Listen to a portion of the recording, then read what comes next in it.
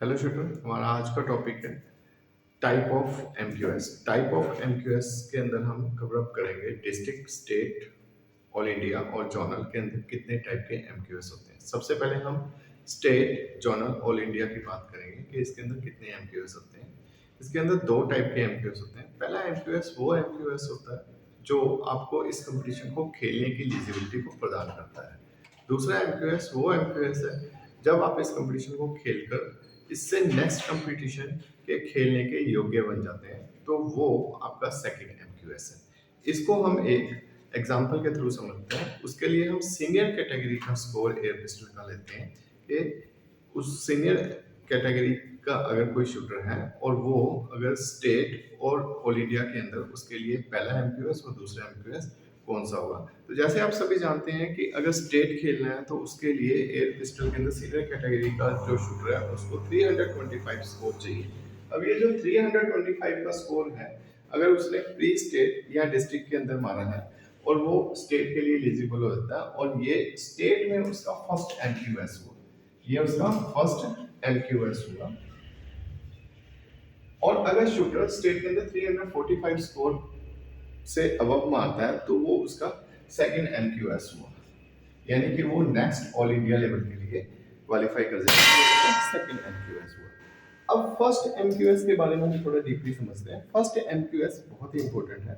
अगर shooter 325 score के 15% से कम स्कोर इस कंपटीशन के अंदर करता है तो उसकी शूटर आईडी भी ब्लॉक हो जाती है। 3000 से लेकर 5000 तक का जुर्माना डिस्ट्रिक्ट या स्टेट उस शूटर के ऊपर भी लगा सकती है। तो शूटर ने इस बात का ध्यान रखना है। अब फर्स्ट एमक्यूएस के बेनिफिट भी क्या है। अब मान लीजिए कि फर्स्ट एमक्यूएस जो सा 325 स्कोर है और सेकंड 345 स्कोर है।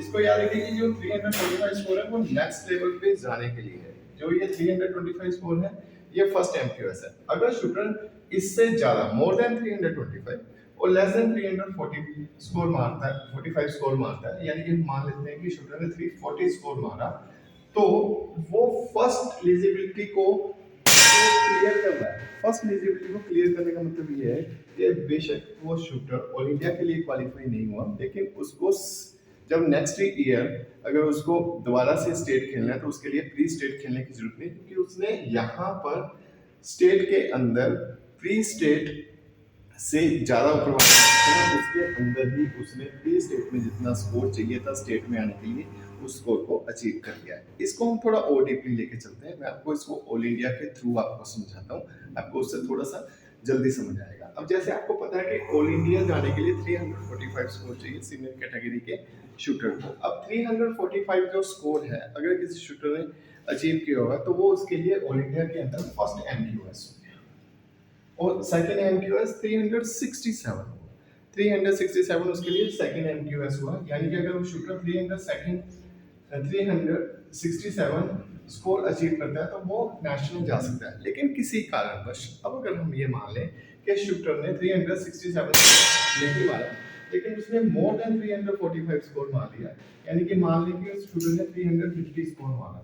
अब अगर शूटर ने 350 स्कोर मारा तो आप उसको चेक कर सकते हैं जाके शूटर हिस्ट्री में। जब मैच खत्म हो जाता है, उसके जब कंपटीशन खत्म होता है उसके 15 दिन के बाद सर्टिफिकेट आता है और उस सर्टिफिकेट को जब आप डाउनलोड करेंगे तो वो डाउनलोड हो जाएगा, यानी कि वो जो सर्टिफिकेट डाउनलोड हुआ वो किस एलिजिबिलिटी के कारण हुआ, फर्स्ट एमक्यूएस के कारण, क्योंकि वो आपको शो कर रहा है कि आपको जिस कंपटीशन में खेलने के लिए स्कोर चाहिए था वो तो आपने अचीव किया, वो आपकी एलिजिबिलिटी है, यानी आप पार्टिसिपेशन है नॉर्थ जोन या ऑल इंडिया के। तो यानी कि आपको दोबारा से उस कंपटीशन को खेलने के लिए स्टेट जाने की जरूरत नहीं है। आप नेक्स्ट ईयर डायरेक्ट उस कंपटीशन के लिए एलिजिबल है। अगर आपने मोर देन एमक्यूएस स्कोर मारा है तो आपको दोबारा से स्टेट खेलने की जरूरत नहीं। सेम इसी क्राइटेरिया को लेकर स्टेट में भी यही चीज होती है, लेकिन कुछ कमियों के कारण, ट्रेनिंग ना होने के कारण, जिन्होंने सर्कुलर बनाया है अभी स्टेट के अंदर, कुछ एक स्टेट के अंदर, उनमें इसी स्कोर की एलिजिबिलिटी को लिया है। अगर शूटर ने ये वाला स्कोर नहीं मारा है, अगर मोर देन इससे मारा हुआ तो उस स्कोर को कंसीडर ही नहीं किया,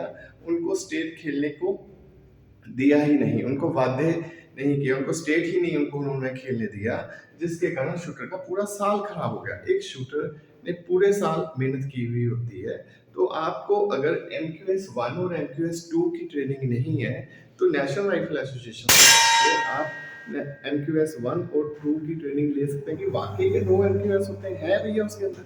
आपको मैंने प्रूफ करके दिखाया, जिसके कारण आप सर्कुलर को ठीक बनाइए। जो ये वाला स्कोर है ये नेक्स्ट कंपटीशन को जाने के लिए है। MQS 1 जो सा है वो अगर स्कोर अगर शूटर जो लेवल के अगर प्री स्टेट में अगर ये चाहिए था वो स्टेट के अंदर ही उसने मार दिया तो वो एलिजिबल है नेक्स्ट टाइम स्टेट खेलने के लिए डायरेक्ट। वो क्यों फिर प्री स्टेट खेले भाई, वो क्यों अपना पैसा वेस्ट करे। और सिर्फ 1 MQS।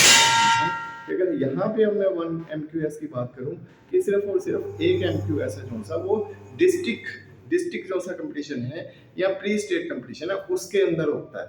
उसके अंदर क्योंकि एलिजिबिलिटी सिर्फ एज क्राइटेरिया होती है, सिर्फ और सिर्फ 1 MQS जो सा है वो डिस्ट्रिक्ट और स्टेट के अंदर डिस्ट्रिक्ट और प्री स्टेट के अंदर ही होता है।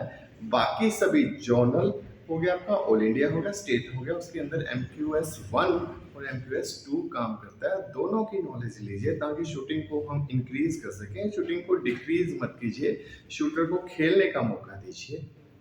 Thank you.